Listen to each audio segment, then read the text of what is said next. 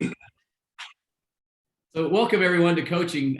This morning, I'm pleased to be accompanied today by my good friend Lance May, one of our senior leaders at Berkshire Hathaway. We've been talking a lot, of course, over the last couple of days. We've spent some time together. I'm broadcasting live here from my home in St. George. We had a great launch party event yesterday for the Desert Color developer that Bill Hobson and Bettina Lally are overseeing and taking the lead on. And it was very well attended. And everyone did a marvelous job. It just paint a little picture for you. Massive tent, DJ, music, catered. Sound catered. What do you think was in attendance? How many were there? About 140 probably. Okay. So it seemed a little bigger to me than that. Could have been a couple hundred actually. Maybe about 100, a couple hundred. Weather cooperated. Fortunately, St. George has been very windy, and we were worried that these out-of-state investors and developers are coming into all this blowing sand and everything. But it turned out to be just great. And we had a lot of our leadership there. Steve Roney, Steve Jr., Diane was leading the charge, obviously. Jill Stringham was there. Jake Breen came down. A lot of folks. Kevin Larson was there. We had a lot of support from, and Bob Starks was there, and Kim Gimpler from our St. George office. We had quite a few from also Kanab that made the trip over. So anyway, it was a great event yesterday, and I think. So look, today we've got some topics, about some questions I think that we wanted to make sure everybody had a really good answer for.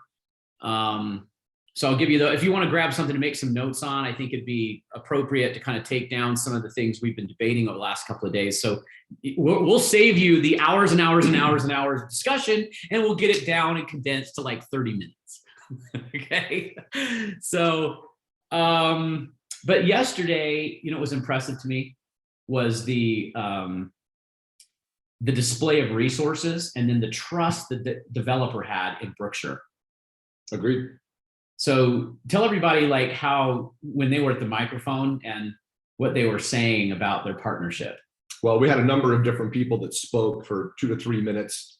Everything from dignitaries in St. George to the national and state local parks representative.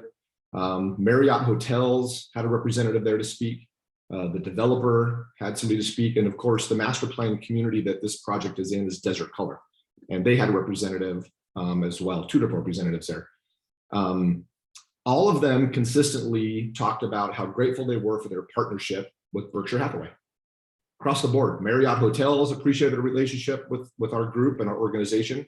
The master developer, the current owners, across the board, that was really, I think, a high-level topic that was made. Yeah, we had some. I have to think that was authentic and not like script. I think it was just natural. It felt very natural for them to be grateful for their partnership with Berkshire. Bob, you were there.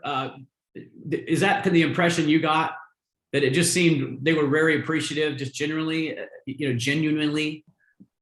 Yes, and Berkshire's recognized nationwide, and I think anytime you've got a partnership, you want winners associated with other winners, and they definitely could tell that we're a winning group.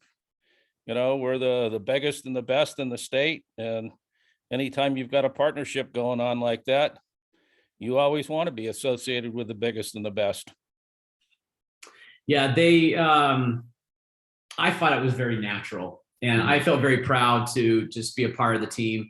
Steve had a little moment at the mic and asked the leadership there to raise their hand so everyone around could just notice the support of our leadership and the time that we took to support the launching of this development. We had some folks that were from Cedar City that were coming to see kind of this launch party that I invited. They're considering joining Berkshire Hathaway and being a part of our family. And I have to think that after seeing that, that was pretty impressive for them. I think So we're going to jump into some topics here, but the resources that we have, I think, will be more sought after than in the past, because it's there's some things that are going to get a little harder and some things are going to get easier, like with every change in the market. But let's go ahead and start off with, we thought we better make sure we give everyone some tips on this question of, is it a right time to buy? So how many of you are thinking, what do you tell your clients if it's the right time to buy? And maybe you've got your response already, but I'm sure that as interest rates are climbing, everyone's asking, is it a right time to buy? And we have talked a lot about this in some different ways, but I think we need to add a few pieces to it. So that's why it's back on the list. So hope it's not too repetitive for you guys, but this is simply, is it a good time to buy? Is right now, should be buying real estate right now? So what question did you ask me back? I said, well, is it a good time to buy? And you said, well, is it a wrong time to buy? Yeah, so if you can pick when it's a good time, how do you know it's a bad time? Yeah, because I think a lot of times our clients are going to ask us both of those questions. They're either going to pose it in the scenario of asking if it's the right time to buy, or they're going to say, shoot, is this the wrong time to buy? Did I miss the market? And that's really, I think, the question. The last, interest rates have really escalated over the last 72 hours. It's been quite, I'm sure most of you have seen that. The bond market's been really affected by this. Interest rates have risen. Some of the interest rates we're hearing back on a traditional, Tim Peterson with our Metro Mountain Mortgage was discussing here just this morning with us that a typical 3% down conventional loan, those rates could now be up in that 6 to 6.25 range, even a little more. Yeah. And that's a big number compared to what everybody is used to seeing over the last decade. Right. It feels like, right? Yeah. Maybe not a decade, but we're so used to that 3% rate. And all of a sudden now we're talking 6.5. So the question was, did I miss the mark? Did I miss my time to buy? And I think that's the question that's being posed. Right. So we've talked about this before, but I hope that the number one way to look at this is not about, the market does not dictate when you buy residential real estate. The market only reveals the struggle and obstacles that you're going to have in the market, depending on what side you're on, whether you're buying or whether you're selling. The market conditions do light the path on what's the obstacles, but they are not the reason why someone buys residential real estate. So what's the reason that someone buys residential real estate? So it has nothing to do with the investment. So then why are we so worried about the interest rate? Interest rate may be affordability, but it's not the reason I go, gosh, it's really cheap right now. I think I'll go buy 10 houses. That's commercial investment. And that's for the rate for a return on investment. But we don't just go pick up 10 houses, just have them. Typically that's not what you're solving a problem. Yeah, we buy a home for our families. Yeah, and we buy a home for ourselves. We buy a home so that we can have a secure place to live. And inside of that, whether it's yourself or your family, whatever it is, there's different questions inside of that. So I'm buying something because my current situation is either too big, too small, too far away, too close. It's not open enough or it's too open. The garage is too small or it's too big. There's a million reasons here. I have too many bedrooms or not enough bedrooms. I like to, thinking about interest rate though, I like to simplify the situation. If somebody buys a home today and they got a 6% rate, if the rate goes up to 7, you're grateful that you got the 6. Right. If the rate goes down to 5, then you just refinance. Yeah. So sometimes we put, I think, too much emphasis on the rate as a stumbling block to the interest in purchasing. It does affect affordability, it does affect payment, but it shouldn't affect us solving the problem. Right. So we were talking about the Dave Ramsey video. Guys, the little quick video that Dave Ramsey did. He said to everybody, look, if you're thinking about buying real estate, buy it. Because in 5 years from now, it's going to be more expensive. It's not going to be cheaper in 5 years. And and if the rates goes down, you refinance. What if they don't go down? Like to Lance's point, won't they be thrilled that they locked, they got a rate at 6.25 instead of 7.5, or how, 8? So I think it's back to walking people through why they want to buy anyway, recognizing that appreciation ramping has slowed but not stopped. So appreciation is still going to continue, and it's going to be more expensive in 5 years. So that was, I thought that was an interesting video. We kind of debated that as we watched that last night. Anything else on this? Like, is it a good time to buy? We got it. Change the channel. Yeah. Okay. Any comments? Let's see, just from chat. Blake says, I ask what their needs are, what their goals. Yeah. Right. I think that's great. I mean, in the discovery of getting to know them, we understand what are we trying to improve, change, alter, you know, what is this all about? And is it worth that? You know? Okay. So let me turn the channel. So how many of you have heard that we're headed for a recession, or perhaps we may be already in it, or the beginning phases of it? Yes? Are we in a recession, or are we going to have a recession? So what's your opinion on that? Are we headed for a recession? Possibly. I mean, most indicators are showing already from our mortgage partners that we're already in one. We're already seeing those inside effects of that. And I think most of us in general are feeling some of that pushback, that slowdown, the brakes being, you know, pumped. It can be a concerning time. So if mortgage applications are down 40 to 50%, we may start seeing layoffs inside the mortgage sector because they're overstaffed, because they've had to keep up with refinances and an absolutely, you know, blistering pace of buy sells. So, you know, you and I are talking about what kind of influence we should be to people.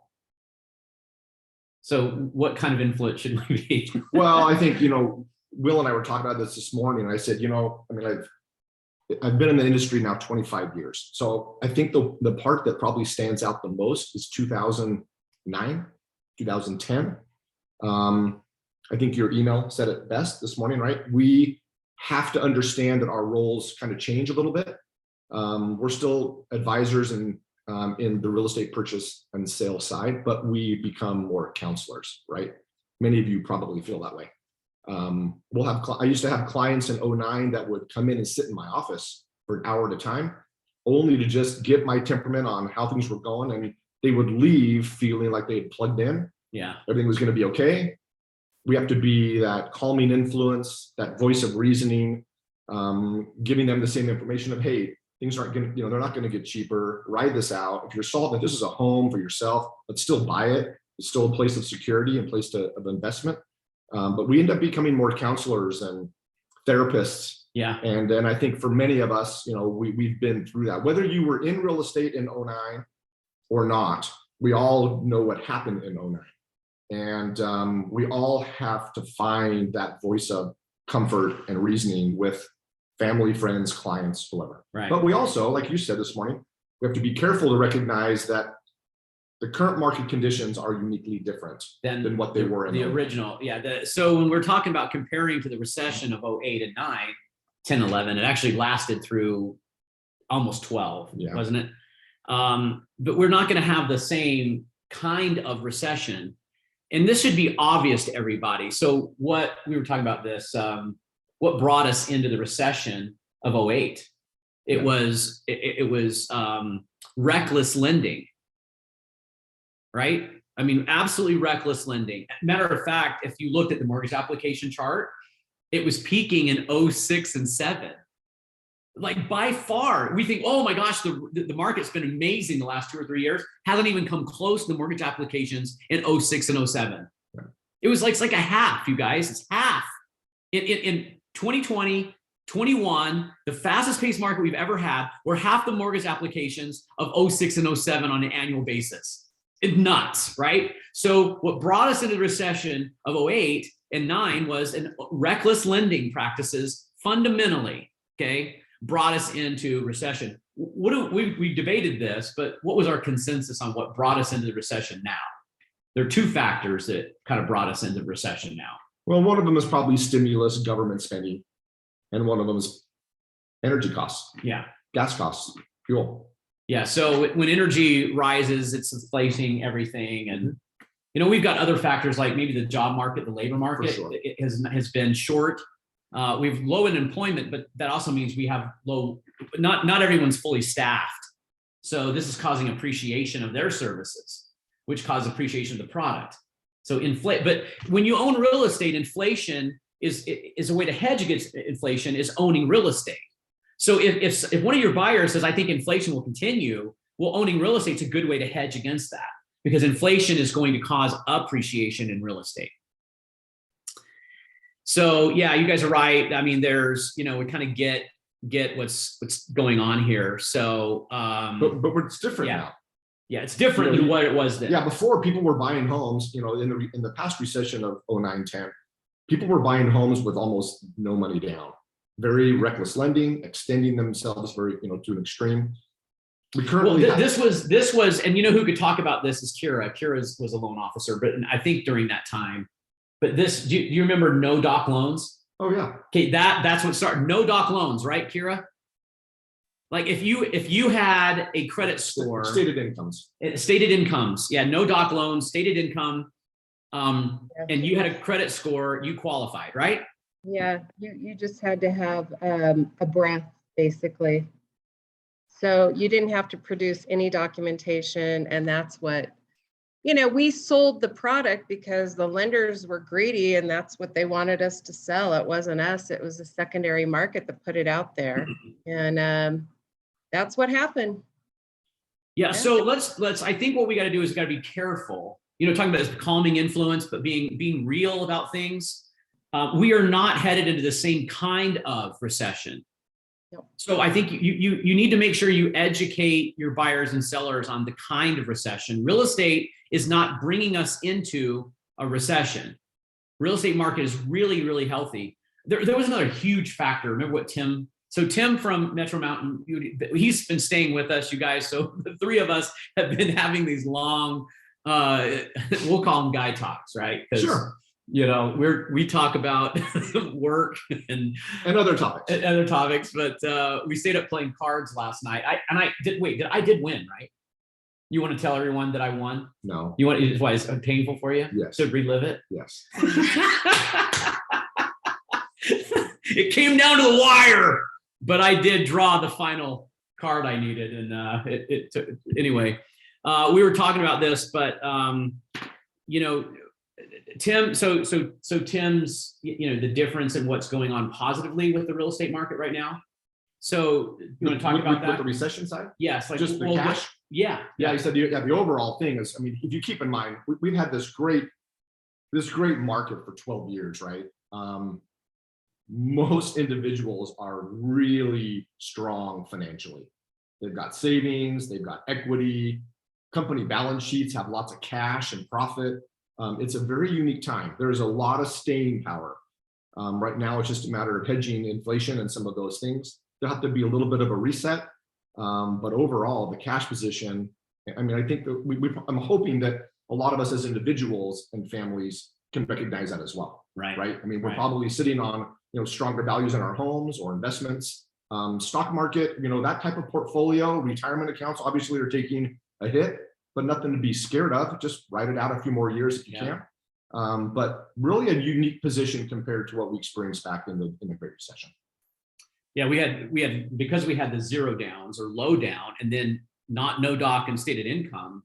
We had people that were like teetering on foreclosure the moment they closed. That is not even close to what we have right now. We've got people with 30 and 40 and 50% equity in their homes right now. So let's just make sure that we give the whole story. So there's a huge difference in the recession of 08 and what we're headed into now. So no question. Because of that, what's starting to change, we're seeing record amounts of listings in Berkshire. So I'm going to turn the channel. So here's opportunity. Our prediction is that you're going to have more opportunities to list more property than you have in the last 4 or 5 years. So this is going to be refreshing. Remember how many of us complained about, wish you had more listings. It's hard being on the buyer side, competing and writing offers that don't get accepted and showing, dozens and dozens of properties over and over for months. having our buyers skin their knees and winning the bids, and all these things were really challenging. Well, now we're just shifting the battlefront to something else that's going to be challenging. So, you know, now we're going to have a little longer on market, which, you know, remember how to do this? You know, it should be like riding a bike. We've been here before. But I made a prediction this morning. I think that our model of resources, which was on display at this event, this launch event. Our model, guys, is to provide the very best that the real estate industry has to offer for our seller clients. You know, like all the resources in a very high level, and it's not, you can say that, but you got to have the steak and not just the sizzle. You know, so matter of fact, I told someone the other day, you don't get those kind of comments from those developers at that level where they're dealing with hundreds of millions of dollars if you don't have your, and I said shiz because it's my wife's new favorite word. So I just kind of came out as, if you don't have your shiz together, you're not going to get, look, these guys are too smart. You can't fake that. You can't be sizzle without steak. If you don't have real resources that are really valuable, you don't get those kind of comments. Well, guess what? They're a seller. I mean, they're a big seller with many units to sell. So I think what's going to happen, guys, is you're going to have more opportunities to list more property, and our model is going to be sought after because they're going to start to recognize innately that it's going to be more challenging to sell a property. Because it's more challenging, they're going to come find you, and they're going to need you. Remember, we've been talking about countless coaching sessions, Lance. I say problem, solution, value. If you don't know there's a problem at all, then there is no solution for a problem that doesn't exist. And so value wanes. If you already know there's a problem and you need a solution and you discover one, then you get value, 6% commissions, right? If the problem's small, the solution's small, the value's small. If the problem is large and the solution larger, then the value larger. Mm-hmm. So as we start to have our, you know, people are reading the news and seeing what's going on, they're going to come find a Berkshire Hathaway agent. Okay, so make it easy for them to find you. You know, do the right kind of prospecting, stay in touch, stay in front of them, and be that calming influence, and they'll come find you. So I think we're going to have more listing opportunities. You know, keep in mind, you keep saying Berkshire has resources. I think to our clients, those resources are generally platforms, technology, marketing, and of course, our individual agents' resource. Yeah. For our agents, for each of you, the resource is also your managers, senior leadership, the Joes, the Jamies. Yeah. You're going to get specific questions that maybe you haven't heard in a few years. And so reaching out to any of us individually to maybe get a little insight on how to answer a certain question, we want to make sure we're here for you. At the same time, when the market starts to shift like it is doing right now, we have to kind of take one step back and remember the things that we've become lazy at.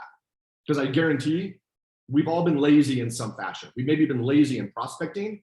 We've been lazy in some social media. We've been lazy in maybe how we do a CMA because it's been so easy. I could just get in the ballpark and add 100 grand to it. There's these things that we've done that have become a little lazy in our businesses when it's been good and robust.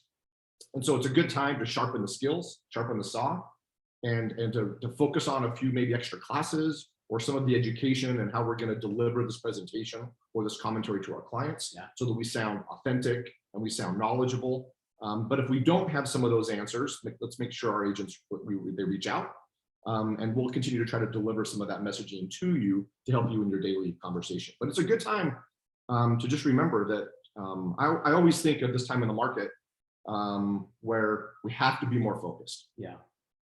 We do get lazy in different things that we do when it's easy. And so it might be a good time to brush up on, you know, that value proposition of Berkshire. Maybe it wasn't as necessary the last few months in your business. Yeah. We got to stay tuned in that. Yeah, it kind of reminds me of cross training as you were talking. You know, like I have a tendency to just want to run a lot. And my brother, who's trying to, well, you know my brother, Can I say? Sure. Lance recently had knee surgery, and my brother is an orthopedic surgeon, and I was really crossing my fingers that surgery went well. Yeah. It's my brother who did it, and he did a good job. Did a great job. And but anyway, he's always telling me that I need to do a better job of cross training. And I think what's happened is a lot of our agents have been actually over exercised in many areas. Remember, we were talking about they've just been relentlessly pursuing the deals, and we haven't had a time to rest. And we've just been over exercising this particular part of our business, and we've neglected this because it wasn't needed as much, right? We're selling these properties before you could really get traction on a lot of your marketing. You know, I mean, you kind of natural argument, like, what good is the marketing when it's selling in a weekend? You know, okay, so the battlefront has shifted. We're going to get more listings, and I think they're going to recognize the problem, the solution, and value. You and I were talking about that. Now we're switching into this next kind of tip, guys. And this is that overworking thing that we have been going through. And you and I brought this up before, and even to the leadership team, you know, about, remember, you're like, hey, the agents we're worried about you guys. Yeah. We're worried that you're not getting a break.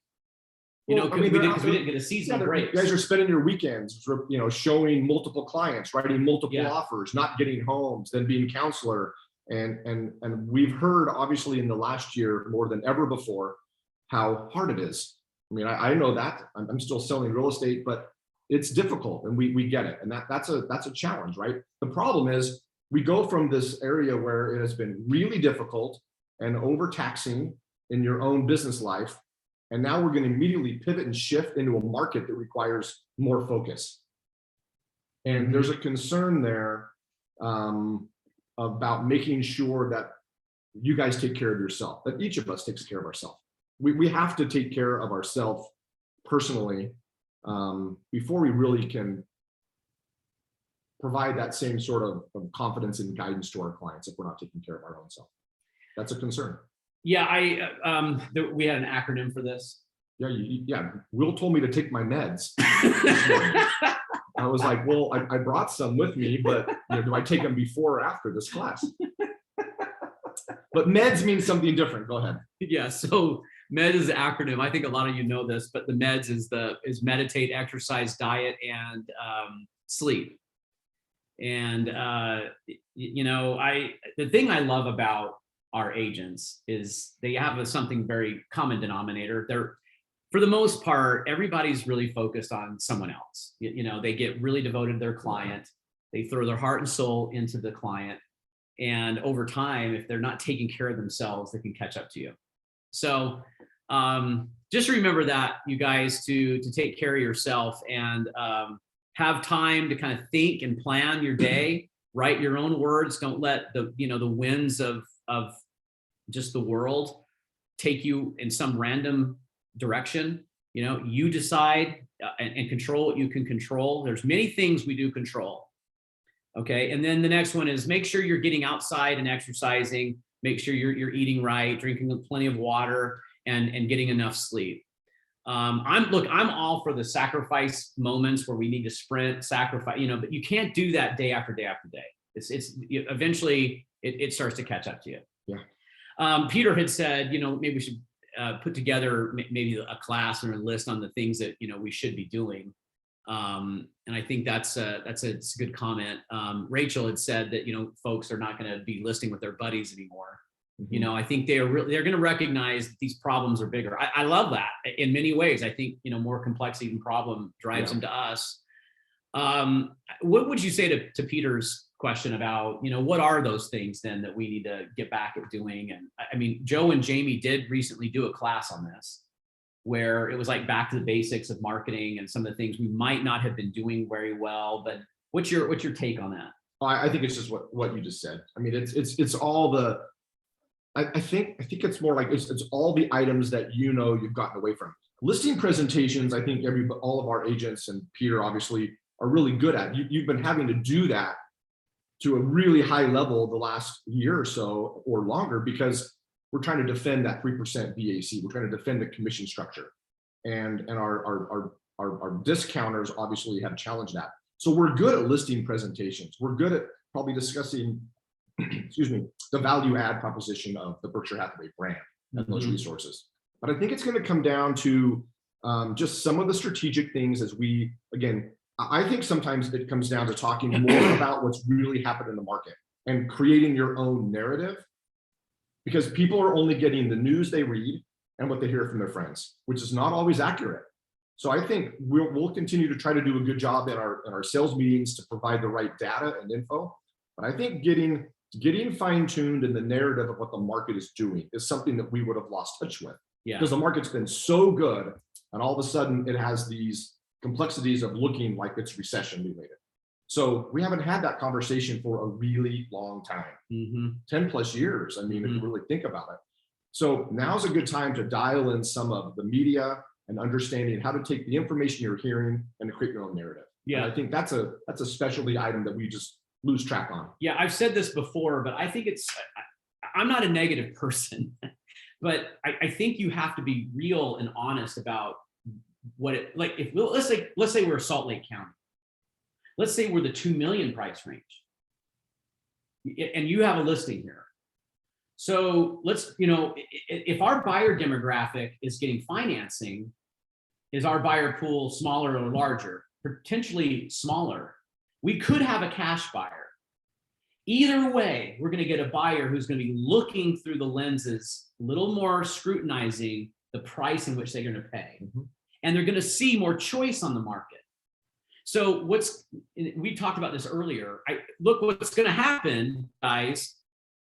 It's already starting to happen, but by fall, you're going to start to see not this BAC thing that, has been, I'm proud of the fact that we've tried to protect your income on having a 3% side, but mark my words, you're going to start having sellers going, what can we do to incentivize buyer agents? That's what's going to happen. It's going to swing right back. I mean, how many of you have ever sold a property that had a 4% BAC or 3.5? If you haven't, and it's been a while, you're going to start to see that. So if you want to really get serious about, and here, thank you for showing my house, Lance. I really appreciate it, right? Not showing service, all these like, you're bothering me, stop it. We've already got 12 offers, so you're in my way. It's going to be, thank you so much, Lance. Could I see you there? Let me get the lights on for you. I mean, we're going to really start to see in some price points, a lot more appreciation for our buyer agents. Well, I think you hit something on the head there that we forget. When the market's good and we're just fielding offers, we have a tendency as agents typically to be maybe a little more callous, a little rougher around the edges, and especially with our own realtor friends, especially maybe out of the company. This is a good time to remember to be nice. That the agents in the industry are your lifeblood. You can still, I've always said this in other coaching classes I've done years ago, where I'd say, hey, look, don't take on the personality of your client. If your client's really frustrated, you can still be that voice of reason with the other agent on the other side of the transaction. Yeah. You don't have to be the same temperament or mentality as your client. Yeah. So it's a good reminder. Again, some of these things are just reminders to polish up on, but to be appreciative of the agents that bring deals, that write deals. Even when things go bad, you can still take that high road. You can still, again, be that calming influence even with other agents in the transaction. Yeah, look, Kristen's comment about Nelson Homes just called last week to let me know their BAC was 4%. Isn't that interesting? Like only in like 90 days, we've gone from, I want to do 2.5s. Yeah. I want to do 2s. How about 4? Right? Talk about a switch. For sure. But the appreciation of your service as a buyer agent is going to start to be a lot higher. And I think that's a good thing for us guys. I think we could hit a really perfect, I'm thinking of an instrument, when an instrument's perfectly in tune, everything is just right. You kind of get a really nice sound to it. And I think that that's the environment we're about to go into, where it works perfectly for us. You know, valued as a buyer's agent, just long enough on the market to show the strength of Berkshire's resources, hard enough and complex enough that they need us, and not just anyone who has a license, right? To Rachel's point. So, gosh, I covered everything on my list. Anything? Nice job. Yeah, maybe we got through that faster than I thought. Should I tell them how I win at poker? No. When he's told not to touch the cards, he still touches the cards. There's something. I told you could change the wild There's cards anytime you something wanted. fishy about that. Let's just say there were the number of times I had a 5 of a kind. That's true. Remember, I had a 5 of a kind. That's because Will has like 6 wilds. Look, you dealt though. True. Are there questions? Maybe that's a question. Are there any final questions before we jump off? Yeah. Mariana, I should tell her to win poker. Well, thanks, Lena. Every time I go up to Logan, Lena has a guitar. Oh, that's right. Yeah, really fun. Yeah, in her office. Fun to play. So. Well, you guys have any Will questions? rocks. We have a jam, and he jams and he plays Rush and all the good stuff. So I just have the guitar here for him to play. Oh. Good decision. Yeah. Well, anything else you guys you want to talk about? I guess we're headed back up the highway today, aren't we? Yeah, we'll cut out here in another hour. Hey, another thing. Notice when Diane. So let's go back to this event yesterday. Diane stood up. Her job was to kind of recognize the visiting agents that were there from the board. And do you remember what she said? How she delivered that? Well, she made a comment basically with the meaning that we love you, we support you, we want to pay you commissions. Yeah, we love paying commissions. Yeah. And we like giving you the assets that you can send to your clients that are unbranded, so you can share them with. In other words, it's not going to be like you're sending out the Berkshire piece. Right. You can still send out the Altera and the Desert Color piece and the Marriott piece. All this stuff you can send out, and we love having you there. Yeah. I mean, as compared to like if there was a line of people already for reservations, and some companies get this wrong, even though it's metaphoric, their model is to just take shortcuts. Everything's a shortcut. It's the cheaper and the shortcut. And it doesn't last. It doesn't maintain, because in that process, you alienate a group that later on you need. Like Kristen's they're showing going, hey guys, by the way, the BAC's 4. Well, why wasn't it before though? I'm still working just as hard, if not harder, than we were before. Why all of a sudden now? And what if they were going from 2 to 3? How would we feel? Right. I think that hurts reputation. So during all of this, where our resolve was tested on the BAC. I mean, we debated it all the time, didn't we? Oh yeah. From all different kinds of points of view. But I'm proud of the fact that we stuck to our guns, because that's what Berkshire Hathaway is. We're not looking for the shortcuts or the cheaper way. We're looking for the better way. And I thought that was really great the way Diane pitched that, is that, she was very, very welcoming to all agents. I thought she did a fantastic job. She always does. It reminded me of maybe there's one more tip. There's a 3-point way to engage someone it's to thank them, appreciate them, and then promise them something. I think it's tap. It's tap. So when you're standing up to speak to a group of people, or if you're even just doing a listing presentation, it'd be like, thank you, Lance, for allowing me to come to your home. I appreciate the opportunity to show you what Berkshire Hathaway's resources can do to help you with the sale of your home. So TA. And then I promise you, when we're through this, that you're going to learn an awful lot about what's ahead of us and the obstacles and the solutions we have to solve them. Before we do, then I shift. Before we go into all of that, I've just got a lot of questions for you. and then discovery. But tap, thank, appreciate, and promise. And I thought a lot of the speakers yesterday, some of them just did this, maybe not even known that they had a pattern, but it did a really nice job. So remember tap when you're meeting with folks. You guys have any more questions? Otherwise, we're gonna wrap it up here in a minute. But if anyone has anything that they would like to pose to our guest, Lance May, this has been fun. This is kind of like a little radio. I I have a quick comment. Yeah, go ahead, Sandy. I'll start my video here. So yesterday I had a little bit of a unique experience. I have a listing out in Hiram, a little townhouse, and it's in a subdivision unit that has amenities and everything. I was doing a showing and I had heard that there was a for sale by owner just on the opposite side that the back faced my unit. So I went walking around the area a little bit trying to see, well, where is this for sale by owner?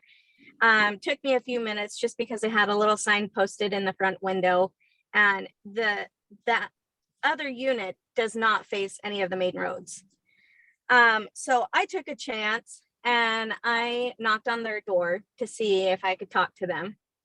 And the lady answers, and automatically I had my realtor badge on.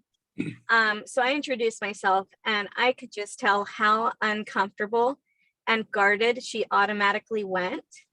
And I was a little caught off guard too. And I was just like, hey, you know, I was walking around looking at the area because I actually have a unit for sale on the other side. I'm a realtor and I had no idea you had yours listed.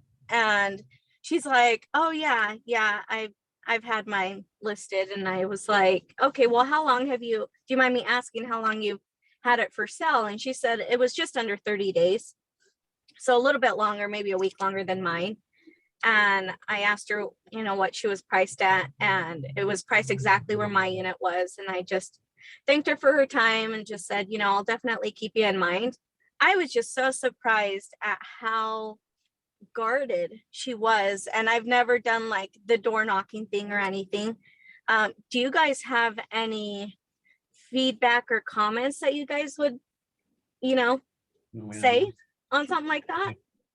Yeah. You know, my thought is I think there's a couple of things. One, I think you approached it right. I mean, I think getting information, beds, bath, you know, unique features in the home, and just being aware of the inventory, asking them if they're, I think sometimes for me, the lead-in question with the for sale by owner is, you know, are you paying a commission if a real estate agent brings a buyer? I think that always leads in, because they'll probably say, oh yeah, we're offering 2%, or oh, we're not trying to offer any. And that helps tip the scale, right, to some of the conversation points of how difficult it's going to be for them to actually obtain a buyer. I think that stands out to me. I had another thought, but I kind of spaced it here. While you're thinking, my favorite question for sale by owner is how much longer will they continue to market the home on their own before they consider hiring someone to help them? That's a good point. So because then I can interview for the job, you know, because if they say 30 days, 60 days, then I know, well, can I interview for the job when you're ready? And I think I think if it was really, really awkward, Sandy, like it was so noticeable, I might say something like, are you okay? I'm just trying to help. I'm here to help. You know, I mean, that's what we do. We at Berkshire Hathaway, we help sellers sell, you know, so I might even say it if it's obvious, just to kind of maybe get someone to laugh a little, calm down a little bit, you know? So just to see that we're real, you know, we talk about we're the biggest, but we don't want to be arrogant. We never want to be salesy. You know, we want to be approachable and human.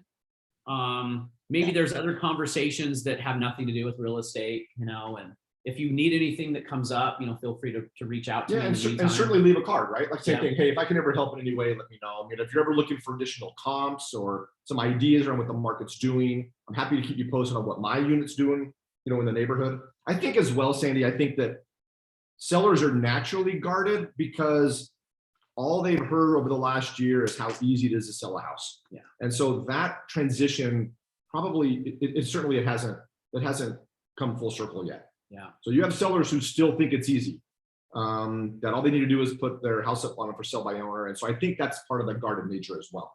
You know, give it a few months where, you know, the discussions about some of the softness in the market is more prevalent. And I think some of that will subside. You know, I think I would always err on just being respectful. Okay. So sometimes, you know, sometimes you could say something and it's true, but, you know, it like hurts their feelings or something, you know, but at the same time, to be honest with them, I think I would warn them about I said, be careful. If you're going at something that's so complicated and can be really complicated and has high dollar amounts attached to it, be very careful. For selling your house on your own is an attempt to try to negate the commission in order to drive the net up. I mean, that's what this is, right? So if I jettison the 6, then my net goes higher, so I net more. And actually what happens is that there's most cases, that's not what happens. Okay. Here's the problem though. There's like 1 out of 100 or 1 out of 50 where that did happen. You know, so because of that, then they think that's duplicatable. And I think I would just be really, really transparent and honest along the way. Again, how much longer will you market your home on your own before you decide to hire someone? You know, where we're going to give it a try for a while, you know, and how long's a while, and then kind of interview for the job, you know, when you're ready. So good stuff. Let's see. Will, can I say something really quick? Yeah, please, Kim, go ahead. Okay, so I literally built my career I started, you guys, in 2000, I think 6 or 7, right before the crash. So the market was very similar when I very first started to right now what we're headed into. And I literally built my career knocking FSBOs. And so Sandy, you did a great job. What I learned through the first 2 years of doing it, I got really good at it, you guys. And I had a system that I did. If anyone wants to know what I did, anyone is free to call me. I think we're going to see a huge opportunity to get business by knocking FSBOs again. And but what I found, I will say the number one thing is they're always caught off guard. And immediately when I would introduce myself at the door, first of all, to never call them first, always get them at the door. And I literally would get listings because they would say, you're the only one that came to the door. Everyone else tried calling me. So don't ever call them. Go to their door and get them in person first. And then follow up by phone call for sure. But I would to get their guard down, I would talk to them about their home. Hey, tell me about your house. I just want to know about your house. And everyone loves talking about their house. What do you love about it? Why did you buy it? And that would ease them and get their guard down. And the next thing I know, I'd be walking through their home on a tour. Right. And so you have to just don't, you know, let them know, of course, you're a realtor, but don't ask them for their business. Don't ask them, hey, when are you going to list? Just start talking to them about their home. So again, if anyone wants to know some tips and tricks, call me. There's some great comments in the chat though. I mean, tips, yes, just scroll through there. I think Eric Jensen's comment's great. I mean, sometimes some of those questions you have, they don't always work, right? It's the body language and temperament of the seller at the door.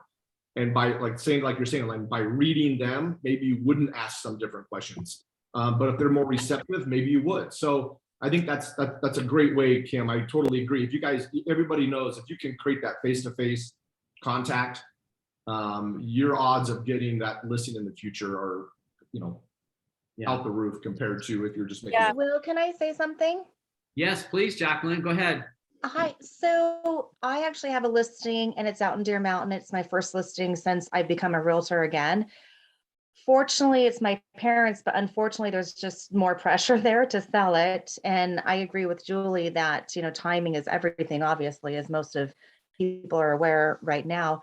However, I'm having a difficult time even getting agents to come out to the home to see it because it is a log cabin. It is modern inside. It's very different, but you know, to have them come out and take a look at it, but also with our interest rates, obviously people are nervous because those have gone up, and everyone wanted to list during the springtime. But I'm holding 2 open houses a week just to get people that have come through. Is there anything else to put them at ease I can say or do? I know the market's different and has shifted. Well, the expectation, we're going to be managing different expectations now. And that starts early on. I like looking at data and studying the data as we market the property and keeping our eye on our competition and new listings that are hitting the market. So I like a weekly report to the seller on comparables that were similar, that buyers may have looked at, that may have gone under contract, and analyzed why they went under contract and we did not. And we're either going to be price, condition, location, marketing, those factors, financing, so those are the factors that drive how long it takes to sell and how much it sells for. And if you remember those, go into the coaching manual, there's a list there of the factors of real estate. So those fundamentals I would keep looking at and keep studying the market, and that will light your path on what you may or may not do. Be patient. I think it's okay to ask if we need a price reduction, but it's also okay to ask if there's condition issues that we're hearing and feedback from agents. And notice, guys, we're hearing from a listing agent that says they need more showings and more appreciation for a buyer's agent. Like this turned on a dime, right? So it's already starting to happen. Make sure your sellers understand we need full BACs, we need 3% BACs, we need the full weight of the Berkshire Hathaway marketing platforms in order to hit their objective of netting the most. Okay. So what is your thought in regards to price reduction? It's been on the market now for almost 4 weeks. What's the timing of your thoughts into reducing? If the other listings that were similar to mine have gone under contract, you need a price reduction. Okay. But if it's okay, so what's the difference in price reduction and condition? And I've debated this for many, many years, but here's how you know if it's condition or price. If the amount that would be invested to improve or alter the condition, so the issue is no longer a condition issue, is less than the impact on the sales price and value, then the issue is condition. Say that again. If it's less money to fix the issue than it would be to adjust the price more to make up for it, you really have a condition issue, not a price issue. Now, you may solve the condition issue by lowering the price, but be real about what you're doing. You're making up for condition by lowering the price. You see what I'm saying? Yes. And we would really rather fix the issue with less money than lower the price. But they say, well, I don't have the funds, I don't have the resources, I don't have time. Okay, well, if that's the decision, we're going to have to lower more than the condition issue expense and adjust the price in order to do so. Take a look at your data over the last 30 days and see if anyone else has gone under contract and analyze that against your own. And if you are, look, you're either being a stepping stone for someone else to sell and justifying their, they went and looked at you and said, wow, thank you so, what a great, this is a better deal. So they buy the other property. And that's when you're overpriced. Okay, thank you. You're welcome. Hey guys, we're going to go ahead and wrap it up. Thanks so much for coming to coaching today. Thanks, Lance, for happy to be here. Taking the time and delaying breakfast this morning. Yeah. Thanks. We've had a really great time being together. We keep talking about a family business, and it sure is. And there's a lot of friends and relationships inside this company I'm really grateful for. My good friend Lance, and he's a great leader. You guys, if you ever need to spend, if you ever had a chance to spend some time with Lance, it's time well spent. He's really good in the builder development world and commercial world and relocation he oversees. So remember, we've got a lot of resources here. Thanks for all the leadership. Joe Lowry's on, and Kim was on, and Jill was on, I think I saw. Thanks you guys for attending today. I hope you have a marvelous and wonderful rest of your day. Remember, there's nothing you can't do and nothing you can't learn and improve. So go out there and find someone to help. Okay? Go find someone to help. They need you. Okay, have a